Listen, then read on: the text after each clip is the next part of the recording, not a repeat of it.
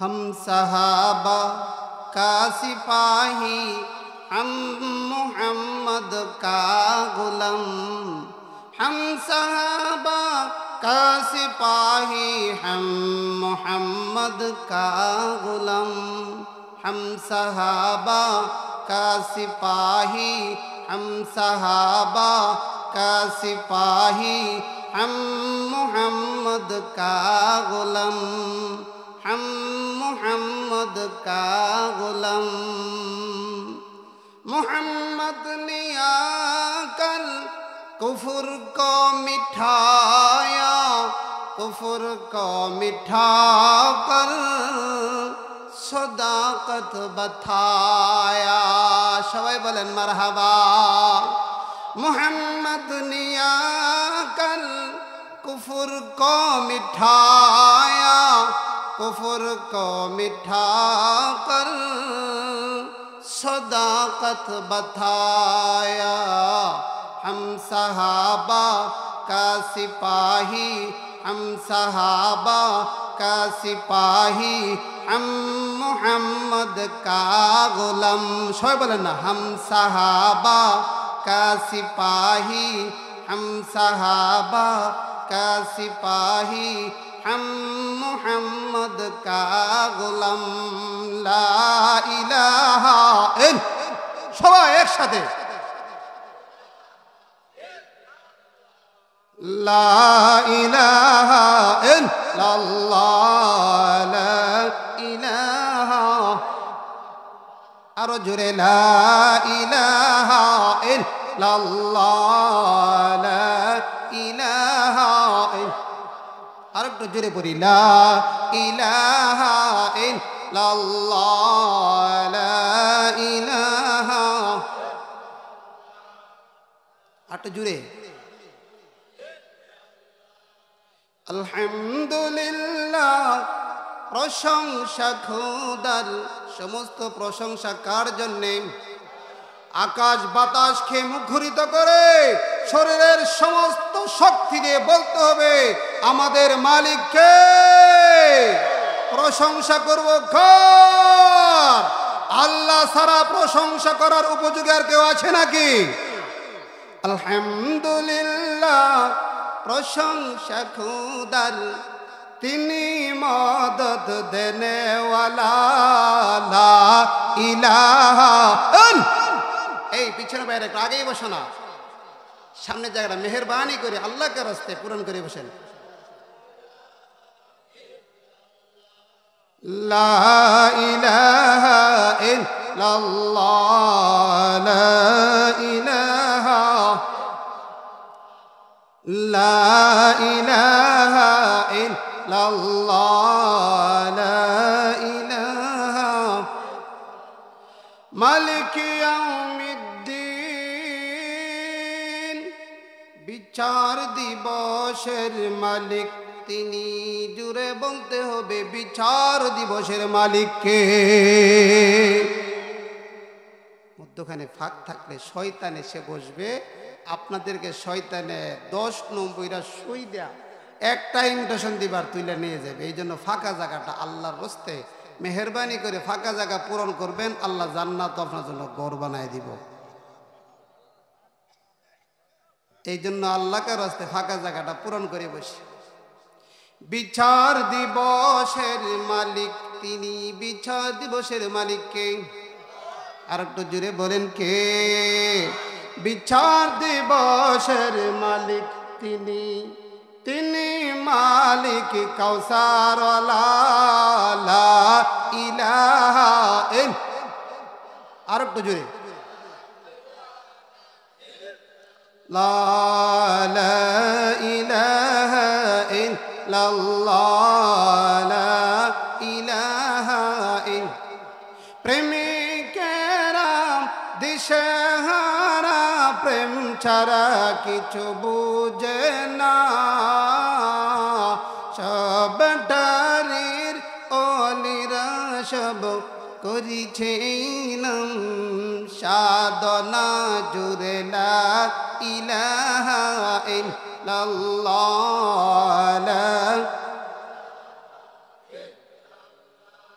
লা ইলাহা ইল্লাল্লাহ লা ইলাহা লা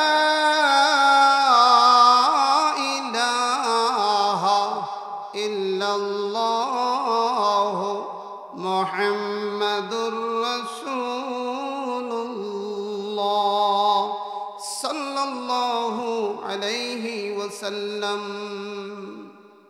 বেরাদরান ইসলাম, মুসলমান ভাইরা, সুনামগঞ্জ জেলার মধ্যনগর উপজেলার পাতকুড়া জামে মসজিদের উদ্যোগে আজকের এই পঞ্চম বার্ষিক ইসলামী মহাসম্মেলনের বর্তমান অধিবেশনের শ্রদ্ধাভাজন সভাপতি সাহেব মুআজ্জাজ মুকাররম হযরত উলামায়ে কেরাম, সম্মুখ প্রাণে বসা আছেন আমার বাবার বয়সী মুরব্বিয়ানে আযম, আমার কলিজার টুকরা যুবক ভাইরা, এবং অনেক দেখতেছি ছোট ছোট কচি কাঁচা মাসুম বাচ্চারা। আসুন আমরা সকলেই আল্লাহ পাকের দরবারে কালিমাতুশ শুকর আদায় করে নেই, সকলে জুড়ে একবার পড়ে নেই আলহামদুলিল্লাহ। আপনারা এখানে আসতে পেরে খুশি না বেজার? খুশি না? কে কে হাত তোলেন? সকলে খুশি আলহামদুলিল্লাহ। আবারও বলি আলহামদুলিল্লাহ। আমাদের মতো নয়, কিছু বাইরা আছে, এরা ওয়াজ ওয়াইছে না, এরা আইছে বাজারও দোকানও। আসেনি? আর একটু জুড়ে বলেন আসেনি? বাড়ি থেকে বউ ফাটাইছে ওয়াজও, সে আইছে বাজারও গিয়া। আপনার এলাকাত আমির কি জিলাপি ছিলেন? জিলাপি গুলি নিব গিয়া ওয়াজের থেকে আইছে। বউ যদি কি শুনছ? হ্যাঁ হ্যাঁ। বলে হ্যাঁ হ্যাঁ কি তা? বলে হ্যাঁ হ্যাঁ। বলে হ্যাঁ হ্যাঁ জিলাপি। ঠিক নেই? এরা আইছে জিলাপি নি। তো আপনারা যারা এখানে বসে আছেন, আপনারা সকলে আসছেন একমাত্র কোরআন হাদিসের আলোচনা শোনার জন্য। কথা বলেন ঠিক নেই? যারা স্টেজের বাহিরে বাবারা ভাইয়েরা আছেন, আরো কিছু কোয়ার আগে আপনারা অতি দ্রুত গতিতে স্টেজে চলে আসুন। কারণ হচ্ছে মোবাইল আমরা প্রত্যেকের হাতে বর্তমানে, এই যে মোবাইলটা বাড়িছে এটা খালি ঘষাঘষি আর টানাটানি। কথা বলেন ঠিক নেই? খালি টানবেন আর টানবেন। হঠাৎ টানতে টানতে দেখবেন এমন আগুন লাগছে, ঢাকা বনানীর 10 তলা বিল্ডিং পুড়ে একেবারে তছনছ হয়ে যাচ্ছে। কথা বলেন ঠিক নেই? আপনি গভীরভাবে হাত নিয়ে দেখতেছেন ঢাকা বনানীতে এই 10 তলা বিল্ডিং পুড়ে যাচ্ছে, আগুন ধাও ধাও করে প্রজ্বলিত হচ্ছে, কিন্তু আপনার হাতের মধ্যে মোবাইল আছে। আপনার হাতে কোনো গরম বা তাপ লাগে? আরে আসতে বলছেন কেন? জুড়ে বলেন। তাপও নাই, গরমও নাই, আপনি হাসতেছেন আর দেখতেছেন। হাহারে ঢাকা বনানীতে ফুইরা সারখার হইতেছে। আপনার হাতে যেরকম আগুন নিয়ে দেখতেছেন, হাতে কোনো আগুন লাগে? গরমও লাগে না। গরম বলেন আর তাপ বলেন, কল্যাণ নামই মাথা, মাথার নামই খল্লা। খল্লা। কথা বলেন ঠিক নেই? আমার কথা বুঝতে কোনো অসুবিধা হচ্ছে না? এই জন্য যারা স্টেজের বাহিরে থাকে শুনি, দেখি আগে হুজুরটা যদি টান টুন ভালো হয় তেকা বসবো। টান হোনা লাগে হুজুরটা যে টান দেয় আর না গে হইছে না। এই নিয়তে যারা বসছেন আপনারা মেহেরবানি করে উঠতে চলে যান। যারা টান শুনবেন এদেরকে নিয়ে আজকে আলোচনা না, তবে গাড়ি চালাইতে গেলে টানও তো দেওয়া লাগে। কি বলেন ঠিক নেই? প্রায় 5 ঘন্টা 20 মিনিট মোটর সাইকেলে, আমার জীবনের সর্বপ্রথম এত সময় মোটর সাইকেলে। আমার ড্রাইভার খুব স্মার্ট, সে যখন চালাইতে গিয়ে কোনো জায়গা এত জোরে টান দিছে, আমি তার ইচ্ছা মতো দৌড়া পড়ছি। আর কোনো জায়গা আস্তে আস্তে আস্তে নিয়ে যাচ্ছে। এর কারণ কি? যেখানে টান দেওয়ার দরকার এখানে গাড়িও টান দিব। ঠিক নেই? তা আপনাদের ওলামায়ে হযরত যারা বয়ান করছেন বা করতেছেন, সকলের হালতও এক। যেখানে কথা বলার বলবে, যেখানে 5 গিয়ার লাগানো লাগাবে, আর যেখানে 5 নম্বর গিয়ার দেয়া ঠিক মতনে চালানো সেখানে সেটাই করবে। কথা বলেন ঠিক নেই? যারা বাহিরে আছে তারা কিন্তু ঠকা খাইতেছে। কেমন ঠকা কইতাম? ঠগাটা হইল ঠকা, বুঝলেন? তারা হারতেছে, আপনারা জিততেছেন। কারণ এখানে এসে বসে বসে যখন কোরআন হাদিসের আলোচনা শুনবেন, উলামায়ে কেরামের চেহারার দিকে তাকাবেন, তখন আল্লাহর রাসূল বলেন তার সগীরা গুনাহ মাফ হয়ে যায়। যারা বাজারও বইয়া চা খাইতেছে আর ডাইনা তো চা বাম তো বাম্বুস আসেনি, ডাইনা তো চা বাম হাতো বাম্বুস, বুঝেন তো? বাম্বুস সিগারেট সিগারেট টানতাছে আর চা খাইতাছে আর ধুয়ে লাইতেছে আর বসা থাকা যাইতো না। আসলে বাজার দোকানও তেমন মানুষ একটা নাই, আর না হয়ে তো সময় সবাই আসার কথা। কথা বলেন ঠিক নেই? যারা স্টেজে দোকানে আছেন মেহেরবানি করে চলে আসুন। এখানে আসার সাথে সাথে সগীরা গুনাহ মাফ করে দেয় কে? আর একটু জুড়ে বলেন কে? আর যারা দোকানও বইয়া কত সফরে বাড়ির যাইব গিয়া, এরা গুনার গাঁটটি লিয়ে যাব। গাঁটটি গাঁটটি বুঝেন? গাঁট এগুলা নিয়ে যাইব। আসলে জিলাপি আর আমিরতি আর রসগোল্লা বড়ই এই যে ফল ফ্রুট নিয়ে বাড়ির যাবো, এটা নিত না, এটা গুনার গাঁটটি লিয়ে যেতেছে। এখানে আসলে গুনাহ মাফ হয়, দোকান থেকে গেলে গুনার গাঁটটি লিয়ে যাওয়া হয়। এখন আপনারা ঠকছেন না জিতছেন? আর যারা গুনার গাঁটটি লিয়ে যাব তারা ঠকছে। আরেকটা কথা বলে আমি আলোচনা চলে যাব, সেই কথা না বললেই নয়। আপনারা যে কষ্ট করে এসে বসে আছেন, এই যে দেখেন দুই দিকে মিডিয়ার বাইরা সুন্দর করে ছবি তুলতেছে, ফটো তুলতেছে, ভিডিও করতেছে। আপনাদেরকেও আল্লাহ পাকের কুদরতি ভাবে আল্লাহ পাক রব্বুল আলামিনের পক্ষ থেকে রহমতের ফেরেশতা আপনাদেরকে সুন্দর করে ভিডিও করতেছে। কাল কিয়ামতের ময়দানে আপনাকে আমাকে ওই ভিডিওর মাধ্যমে নাজাত করে দিবে। এই জন্য আপনার ঠকছেন, চলে যাবেন। সগীরা গুনাহ তো আসার সাথে সাথেই মাফ, নবীজির ঘোষণা। এখানে যখন বসে বসে কোরআন হাদিসের আলোচনা শুনতে শুনতে আপনার দিল, মুর্দা দিল জিন্দা হয়ে যাবে। দাগের যে দিলটার মধ্যে গুনাহ করতে করতে দাগে ভরপুর হয়ে গেছে, কোরআন হাদিসের আলোচনা শোনার পরে নবীর ইশক আর মুহাব্বতের কারণে, আল্লাহ পাক রব্বুল আলামিনের নাম জপার কারণে ওই দাগগুলি দূর হয়ে যাবে। তখন আপনি তওবা করে আপনার কবিরা গুনাহ চিরতরে মাফ হয়ে যাবে। জোরে বলেন সুবহানাল্লাহ। মুহতারাম হাজিরিন, এই জন্য আপনারা যারা এসেছেন ঠকেন। আমরা কাকে ডাকছি এত সময়? সবাই বলেন না কাকে? জোরে বলেন না কাকে? আল্লাহ বলেন আমাকে ডাকে যে আমি আল্লাহ তাকে ডাকি। আমাকে যে স্মরণ করে আমি আল্লাহ তাকে স্মরণ করি। সুবহানাল্লাহ বলবেন না? আল্লাহ নিজে বলতেছেন ফাযকুরুনি আযকুরকুম ওয়াশকুরুলি ওয়ালা তাকফুরুন।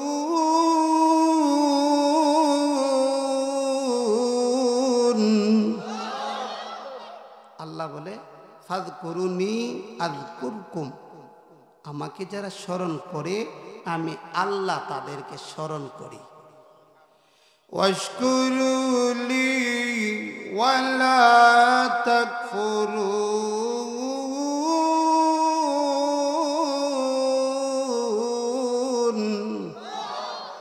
আল্লাহ বলে তোমরা আমার কৃতজ্ঞতা প্রকাশ করো, অকৃতজ্ঞ হইও না। জোরে বলেন না সুবহানাল্লাহ। ভাইয়েরা আমার, আমরা কৃতজ্ঞতা প্রকাশ করব কার? যারা চলে যাবেন আপনারা কিন্তু ঠকা খাইবেন। কারণ হলো আজকে আমাকে যে বিষয় নির্ধারণ করে দেওয়া হয়েছে, কর্তৃপক্ষ আমাকে বলেছে বিশ্বনবীর জীবনী সম্পর্কে আলোচনা করার জন্য। আগে আলোচনা করার আগে আপনাদের জমির মধ্যে ধান লাগান, রোয়া লাগান, রোয়া লাগানোর আগে চতুর্দিকে সুন্দর করে আইল বাঁধেন। কেউ বলে লাইল, কেউ বলে আইল। আইল আর লাইল, গার ওই গর্দনা, গর্দনা ওই গার। আইল বান্ধা পানি জমা কইরা পরে একটা মই দিয়া এত সুন্দর করে ল লাগা আর কোনো সমস্যা হয় না।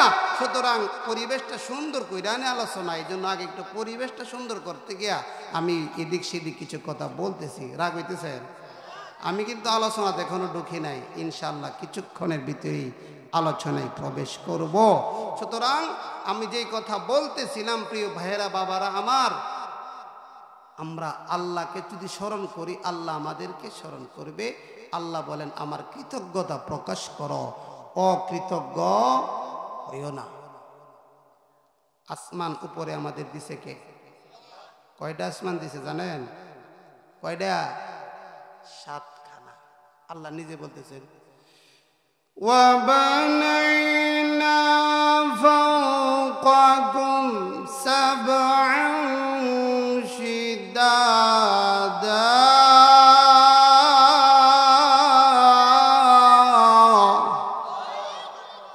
আল্লাহ বলে তোমাদের মাথার উপরে আমি মজবুত কইরা 7টা আসমান বানায় রাখছি।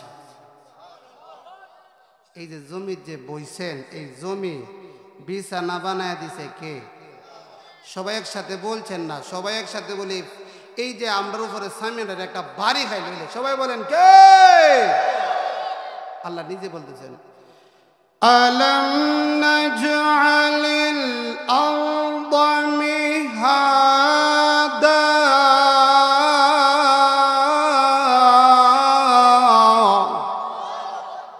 আল্লাহ বলে জমিন তোমাদের জন্য আমি বিছানা বানায় দিছি। জুড়ে বলবেন না সুবহানাল্লাহ? এই জমিন যে বিছানা বানাইছে, এই জমি একবার এমনে একবার এমনে, একবার সামনে একবার পিছে, খালি লড়াচড়া করতো।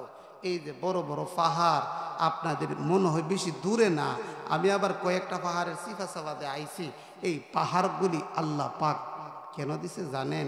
এই জমিনের খোটা। সুবহানাল্লাহ বলেন।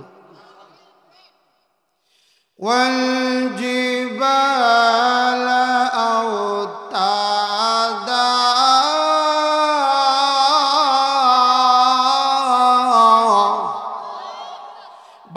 আমার বন্ধুরা আমার, মহান আল্লাহ রব্বুল আমিন বলে বান্দা বান্দিরা, এই পৃথিবীর মধ্যে তোমরা বিচরণ করবে, চলাফেরা করবে। ওই পৃথিবীর মধ্যে তোমরা আরামে চলার জন্য, যাতে পৃথিবী নড়াচড়া না করে, জমিন যাতে নড়াচড়া না করে, এই জন্য বান্দা বান্দি আমি আল্লাহ রব্বুল আলামিন এই বড় বড় পাহাড় পর্বতমালাগুলি পৃথিবীর খুঁটা বানায়া দিছি। এই জন্য এই পৃথিবীর খুঁটা আল্লাহ পাক পাহাড় দিয়ে দিছে, আমরা যাতে আরামে চলতে পারি। সুবহানাল্লাহ জোরে বলেন। ভাইয়েরা আমার, বন্ধুরা আমার, এই পৃথিবীর মধ্যে আল্লাহ পাক রব্বুল আলামিন 1,00,000 মতান্তরে 2,24,000 নবী রাসূলগণ পাঠাইছেন। সর্বশেষ যে নবীরে পাঠাইছেন, এই নবীকে আপনারা চিনেন? চিনেন না আপনারা? এই নবী কোন নবীও? আমাদের নবী, শেষ নবী, শ্রেষ্ঠ নবী, দু জাহানের বাদশাহ, আকাইনাম তাজদার মদিনা, জিগর গোশে আমিনা, মুহাম্মদ। সকলে বলেন সাল্লাল্লাহু আলাইহি ওয়াসাল্লাম। এই নবীকে আল্লাহ পাক রব্বুল আলামিন গোটা জাহানের জন্য রহমত হিসাবে পাঠাইছেন। এটা শুধু আমরা নবী না, শুধু আমরা মনে করতেছি আমাদের নবী না। আল্লাহ পাক রব্বুল আলামিন সূরাতুল আম্বিয়ার 107 নম্বর আয়াতে আল্লাহ বলতেছেন ওয়ামা আরসালনাকা ইল্লা রাহমাতাল লিল আলামিন।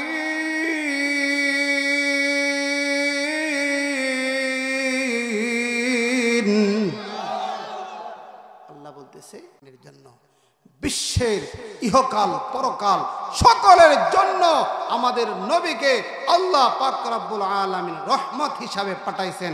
জুড়ে বলেন সুবহানাল্লাহ।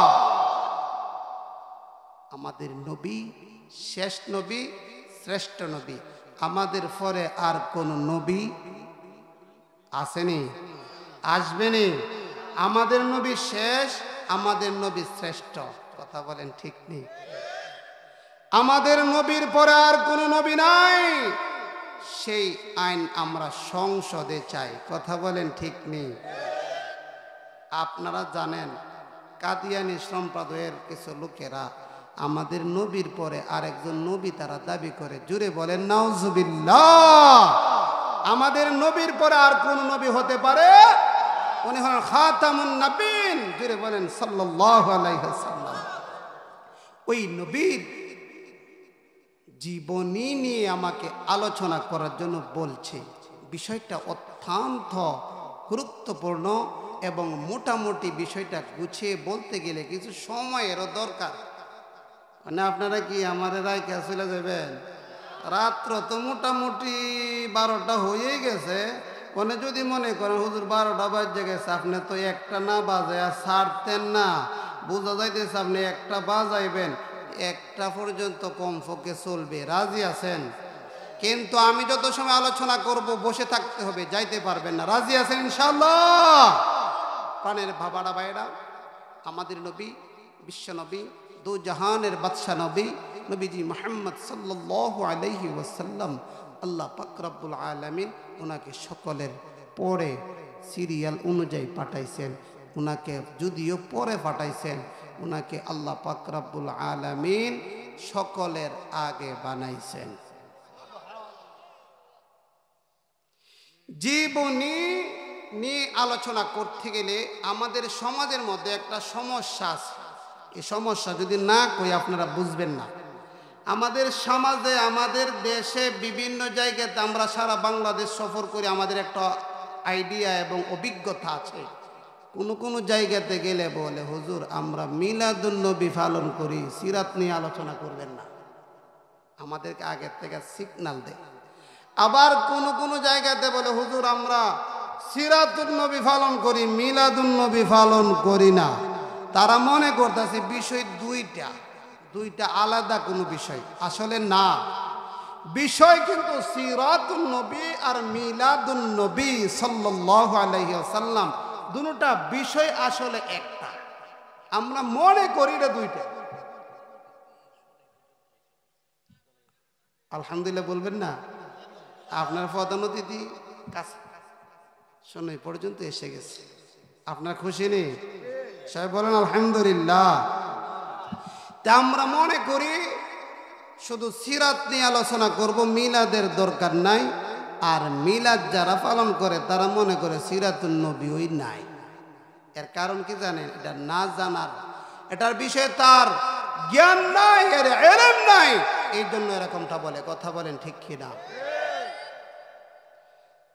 সিরাতুন নবী সাল্লাল্লাহু আলাইহি ওয়াসাল্লাম এটা হলো নবীর জন্ম থেকে নিয়ে মরণ পর্যন্ত, অর্থাৎ নবীর জন্ম থেকে নিয়ে মৃত্যু পর্যন্ত, ওফাত পর্যন্ত তামাম এই যে সময়টা ওনার হায়াতের জিন্দেগিটাই হলো সিরাতুন নবী সাল্লাল্লাহু আলাইহি ওয়াসাল্লাম।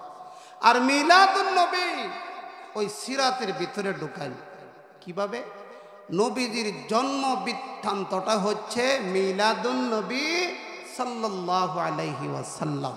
সুতরাং এই বিষয়টা আমাদের না জানার কারণে ক্লিয়ার আমাদের মধ্যে ফিটাফিটি, মারামারি আর গুতাগুতি। কথা বলেন ঠিক নেই?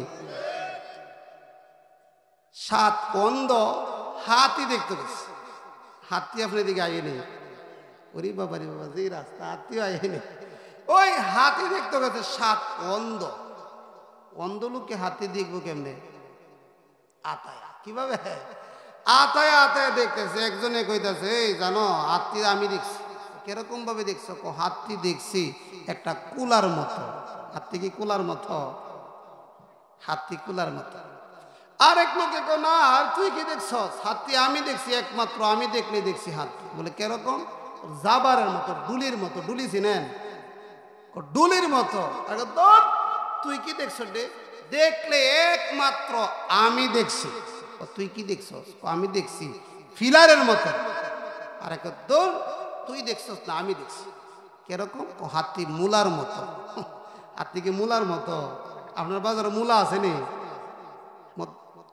হাতি মূলার মতো, কেউ কেউ কুলার মতো, কেউ কেউ মূলার মতো, কেউ কেউ ফিলারের মতো, কেউ কেউ ডুলির মতো, আর একজনে না কলার শরীর মতো।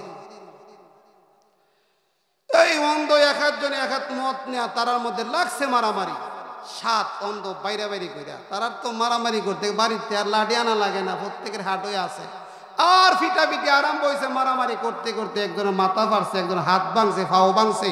এমতো অবস্থায় তাদেরকে তাদের অভিভাবকের বাড়িতে নিয়ে গেছে। কিছুদিন পরে যখন ওই এলাকার মধ্যে চক্ষু হাসপাতালের পক্ষ থেকে ডাক এসেছে, সকল অন্ধদের চিকিৎসা করা হয় বিনামূল্যে। ওই অন্ধ ব্যক্তিরা গেছে আর তাদের চক্ষুর পর্দা উঠাই দিছে। এখন 7 জন চল এবার গিয়ে হাতি দেখবো, হাতি কিরকম। সকলে গিয়া দেহে একজন যে কইছিল মূলার মতো, এটা দিয়ে হাতির দাঁত। কথা বলেন ঠিক নেই? আর একজন যে কইছিল তো ফিলারের মতো, ওরে এটা তো হাতির ঠ্যাংডা। ঠ্যাঙ্গও ধরছে কইটা ফিলারের মতন, হাতির ঠ্যাং তো এটা কো ফিলার। আরেকজনে কো জাবারের মতো।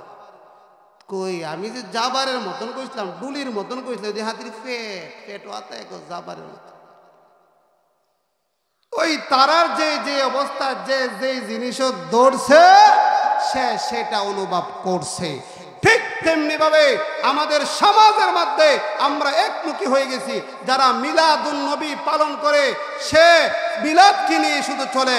সিরাতুন নবী যে মিলাদের মধ্যে আছে আর সিরাতের মধ্যে যে মিলাদ আছে, এটা তারা ভাগ করিয়া আলাদা আলাদা করিয়া যত্র বিবাদের মধ্যে সৃষ্টি করে। কথা বলেন ঠিক কিনা? আরেকটু সহজ করলে আপনারা আরেকটু বুঝবেন। হাতের মধ্যে আঙ্গুল কয়টা? সবাই বলছেন না কয়টা? 5টা। 5 একটা সংখ্যা আসেনি? 5-এর ভিতরে 1 আসেনি? 2, 3 আসেনি? 4। এই 5-এর পেটের ভিতরে আরো আছে কয়? 1, 2, 3, 4, 4 হইল 5। কথা বলেন ঠিক কিনা? তো সিরাতুন নবী সাল্লাল্লাহু আলাইহি ওয়াসাল্লামের ভিতরে মিলাদুন নবী আছে, উফাতুন নবী আছে, দালাইলুন নবী আছে, সুরুতুন নবী আছে, মুজিজাতুন নবী আছে। কথা বলেন ঠিক কি না? আমরা তো শুধু মিলাদ আর সিরাত নিয়ে খালি মারামারি। যারা মিলাদ পালন করে এরা সিরাতুন নবীর দিন শেষ, মিলাদুন নবীর বাংলাদেশ হয় না, মিছিল দে, স্লোগান দে, মিলাদুন নবীর বাংলাদেশ, সিরাতুন নবীর দিন শেষ। ইমান আসেনি? সিরাত মানা লাগবে না? নবীর জীবনী, আমি জীবনী নিয়ে আলোচনা করতেছি। জীবনী লিখতে গেলে জীবনীর শুরুতে তার জন্ম বৃত্তান্ত নিয়ে আলোচনা করতে হয়, আর মরণ পর্যন্ত আলোচনা করা। নবীজি যা করেছেন, নবীজি কিভাবে খাইছেন, নবীজি কিভাবে ঘুমাইছেন, নবীজি কিভাবে নামাজ পড়ছেন, সব মিলায়া হচ্ছে নবীজির জীবনী। ঠিক নি? আর এই জীবনীর নামটাই হলো সিরাতুন নবী সাল্লাল্লাহু আলাইহি ওয়াসাল্লাম। আর মিলাদুন নবী হচ্ছে নবীজির জন্ম বৃত্তান্ত, নবীজির জন্ম কি হয়েছে, জন্ম কিরকম ভাবে হয়েছে, এইগুলি আলোচনা করলে সব আছে। কথা বলেন ঠিক কি না? এখন যদি কেউ বলে সিরাতুন নবী দিন শেষ, মিলাদুন নবীর বাংলাদেশ, সে কি ভুল বলছে না? জুড়ে বলেন ভুল কি ভুল না? আর আরেক দাগে আছে, তারা মিলাদুন নবীকে লাথি মারো, সিরাতুন নবী পালন করো। জুড়ে বলেন না হুজুবিল্লাহ। মিলাদুন নবীকে লাথি মারো মানে নবীকে লাথি মারো, নাউজুবিল্লাহ। জুড়ে বলবেন না? কারণ মিলাদুন নবী হচ্ছে সিরাতুন নবীর একটা অংশ, নবীর জীবনীর একটা অংশ। জুড়ে বলেন ঠিক কি না? এই জন্য ভাইয়েরা আমার, বাবারা আমার, স্পষ্ট বুঝে থাকলে বলেন সিরাত আর মিলাদের মধ্যে কোনো পার্থক্য আছে না? নোয়াখালী একটা প্রোগ্রামে গিয়েছিলাম কয়েকদিন আগে, তারা পার্থক্য কোনা, তারা হার্থক্য। যদি বলেন পার্থক্য কি, তারা কেমন হার্থক্য। পার্থক্য আর হার্থক্যের মধ্যে কোনো হার্থক্য নাই, তারা এরকম বলে। বুঝছেন না? তে আমরা যে জিনিসটি বুঝতেছি, সিরাত আর মিলাদ সব মিলাই এই নবীর জীবনী। কথা বলেন ঠিক কি না? ভাইয়ের আমার, বন্ধুরা আমার, আমাদের নবী বিশ্ব নবী সরকার দু আলম দয়াল নবীজি এই পৃথিবীতে আল্লাহ রাব্বুল আলামিন পাঠাইছেন। নবীজির জন্ম বৃত্তান্ত হলো মিলাদুন নবী। ভাইয়েরা আমার, বন্ধুরা আমার, আল্লাহর নবী সাল্লাল্লাহু আলাইহি ওয়াসাল্লাম পৃথিবীর মধ্যে আগমন হওয়ার আগে অনেক কিছু ঘটেছে, সেইগুলি নবীজির উসিলায় ঘটেছে। আল্লাহ নবী সাল্লাল্লাহু আলাইহি ওয়াসাল্লামের মা, নবীজির মা আমেনা, সিরাতে মুস্তাফার মধ্যে আল্লামা ইদ্রিস কান্দনবী রহমাতুল্লাহি আলাইহি বলে, নবীজির বাবা আব্দুল্লাহ যখন ইন্তেকাল করলেন, নবীজির মা আমিনার পেটে যখন নবীজি প্রবেশ করলেন, আল্লাহ রাব্বুল আলামিন আমিনার গর্ভে যখন আমাদের নবী বিশ্ব নবী দু জাহানের বাদশা নবীকে দিলেন, এমত অবস্থায় আমিনার শরীর থেকে মিষ্কম্বরের মতন গ্রান বার হয়। এরকম গ্রান বের হইতেছে, চতুর্দিকে সেই গ্রান এমনিতেই প্রকাশিত হচ্ছে। মানুষেরা বলাবলি করতে আরম্ভ করল, আব্দুল্লাহ পৃথিবীর মধ্যে বেঁচে নেই, আর আমিনার ঘর থেকে এত সুন্দর মিষ্কম্বরের গ্রান কিরকম বের হয়। এই সংবাদ যখন নবীজির দাদা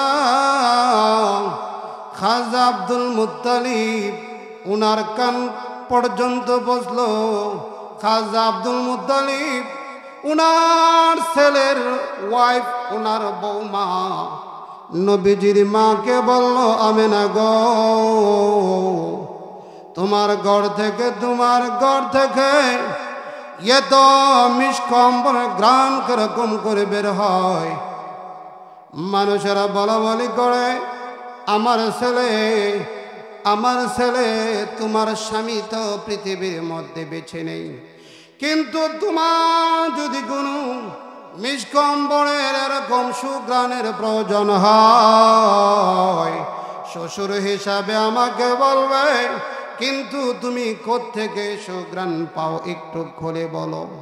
এমনি আমেনা বলল, বাবা গো, ওগো আমার শ্বশুর, আপনার ছেলে মারা যাওয়ার পরে আমার গর্ভে যখন সন্তান আসলো, ওই সন্তান গর্ভে আসার পর থেকে আমার শরীর থেকে মিষ্কম্বর গ্রান শুধু বের হয়। আমি যত চেষ্টা করি ততই ওই গ্রানটা আস্তে আস্তে বৃদ্ধি পায়। ওই আমার গর্ভের সন্তান যখন আস্তে আস্তে তার বয়স বাড়তেছে, আর আমার ওই গ্রানটাও আস্তে আস্তে বাড়তেছে। বাইরে আমার, বন্ধুরা আমার, নবীজির মা আমেনা বলে, বাবা গো, আপনার সন্তান মরে গেছে, কিন্তু উনার আনামত আল্লাহ রাব্বুল আলামিনের মাধ্যমে আমার গর্ভে যে সন্তান দিয়েছে, ওই সন্তানের যতই দিন যাচ্ছে গো, ততই আমার শরীর থেকে মিষ্ক আম্বরের গ্রান বের হইতেছে। বাইরে আমার, বন্ধুরা আমার, আল্লাহ নবী দু জাহানের বাদশা আকায়ে নাম তাজদার মদিনা নবীজির মা আমেনা বলে, পৃথিবীর মানুষেরা রে, পৃথিবীর যত বান্দি আছে, যাদের গর্ভে মহান আল্লাহ রাব্বুল আলামিন সন্তান দেয়, প্রত্যেকের সন্তান গর্ভে আসার পরে সন্তানের বয়স যখন পেটে বাড়তে থাকে, বিভিন্নভাবে তারা যন্ত্রণা ভোগ করে। কিন্তু আমার গর্ভে এমন সন্তান আল্লাহ দিয়েছে, এই সন্তান গর্ভে আসার পরে আমি কোনোদিন কোনো যন্ত্রণা ভোগ করি নাই। সুবহানাল্লাহ। ভাইরা আমার, বন্ধুরা আমার, আল্লাহ নবী দু জাহানের বাদশা নবীজির মা আমেনা বলে, পৃথিবীর মানুষেরা রে, পৃথিবীর যত আল্লাহর বান্দী আছে তাদের গর্ভ থেকে যখন সন্তান প্রসব হয় সকলেই প্রসবের ব্যথা অনুভব করি, কিন্তু আমাকে আল্লাহ রাব্বুল আমিন এমন সন্তান দিয়েছে ওই সন্তানের কোনো প্রসব ব্যথা আমি উপভোগ করি না। এই পৃথিবীর মধ্যে যারা প্রসব করে, যে সকল মা বোনেরা প্রসব করে, তাদের যে ব্যথা, ওই ব্যথা যদি আপনার এখানে যারা উপস্থিত আছেন সকলকে বাটিয়ে দেওয়া হয়, সহ্য করতে পারবেন না। আমাদের মায়ের গর্ভ থেকে আমরা আসতে মাকে যে কষ্ট দিয়েছি, গর্ভ থেকে বের করার সময়, প্রসব হওয়ার সময় যে ব্যথা হয়, ওই ব্যথা না হলে সন্তান প্রসব হবে না। কথা বলেন ঠিক কিনা? এই পৃথিবীর যত আল্লাহর বান্দিরা আছে, যদি প্রসব ব্যথা না হয়, ব্যথা হওয়ার জন্য ডাক্তারের শরণাপন্ন হয়, ডাক্তারের কাছে যাওয়ার পরে ডাক্তারে ইনজেকশন দেয়, ইনজেকশনের মাধ্যমে ব্যথা আরো বাড়াতে হয়। ঠিক নেই? আমাদের কাছে এরকম বড় বড় হুজুরের কাছে আসে, এক হুজুর সন্তান হয়তো আমার ওয়াইফ ব্যথা উঠতেছে না একটু, তখন হুজুররা যেই আয়াত পরে ফু দিলে ব্যথা বাড়বে উঠবে, সেই পানি ফইরা দে নিয়ে খাওয়া। কথা বলেন ঠিক নেই? আপনার লাগাত নাই? হুজুরের কাছে জানা গেলে হুজুরা দেখবেন সুন্দর করে ফু দিব, যেই আয়াত ফইরা ফু দিলে ব্যথা বাড়ে, ওই আয়াত ফইরা ফু দে, ফু দিলে ব্যথা বাড়ে, তখন খালাস হয়। কথা বলেন ঠিক কিনা? কিন্তু আমাদের নবী দু জাহানের বাদশা নবীজির মা বলে, পৃথিবীর মানুষেরা রে, আমার সন্তান যখন প্রসব হয়েছে আমি কোনো ব্যথা উপভোগ করি নাই। সুবহানাল্লাহ। ওই যে আলোচনাগুলি সবগুলি হলো মিলাদুন নবীর আলোচনা, নবীজির জন্ম বৃত্তান্ত। এইগুলি আলোচনা করলে সব হবে। আর নবীর জীবনের মধ্যে নামাজ আসেনি, এটা হলো সিরাতুন নবী, সেইগুলি পালন করতে হবে। ধারাবাহিক আলোচনা হবে, যারা উঠে যাবেন বুঝতে পারবেন না। আমরা মিলাদুন নবী আলোচনা করব। নবীজির জীবনী আলোচনা করতে গেলে প্রথমে জন্ম বৃত্তান্ত নিয়ে আলোচনা করতে হবে, তারপর আলোচনা করব মুজিজাতুন নবী, নবীজির মুজিজা সম্পর্কে আলোচনা করব। সুরতুন নবী, নবীজির সুরত কোন আকৃতি ছিল সেই ব্যাপারে আলোচনা করব। রাজি আছেনি? এরকম ভাবে আলোচনা করব। নবীজির উফাত নেই, নবীজির মরণ হয়েছে, স্থানান্তর হয়েছে, জিন্দা নবী, মদিনাতুর রওজার মধ্যে নবীজি জিন্দা। ধারাবাহিক আলোচনা হবে। যারা চলে যাবে আলোচনার মজা পাইবে। যাইবেন গা? কামালি সাহেব কাছাকাছি, আমার প্রিয় বন্ধু, অত্যন্ত কাছের মানুষ, আসলে বুঝতে পারবেন। ওই কামালি সাহেব একেবারে কাছাকাছি, আনসারি সাহেবের মতো ওনার কণ্ঠ। আমরা হুজুরও তো আনসারি সাহেব, মাশাআল্লাহ, আমি আয়সা দেখলাম। তো যেই কথা বলতেছিলাম যে এই নবীজির জীবনী আলোচনা করতে গেলে সর্বপ্রথম জন্ম বৃত্তান্ত নিয়ে আলোচনা করতে হবে। কথা বলেন ঠিক কি না?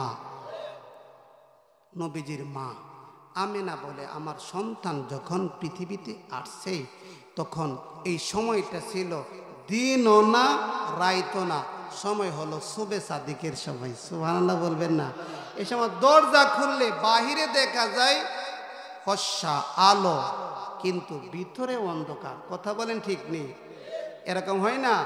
ফজরের আজানের আগ মুহূর্ত হুজুরের আজান দিতেছে, এমন একটা সময় দেখবেন দরজা খুললে বাহিরে কিছু আলো দেখা যায়, ভিতরটা অন্ধকার। কথা বলেন ঠিক কি না?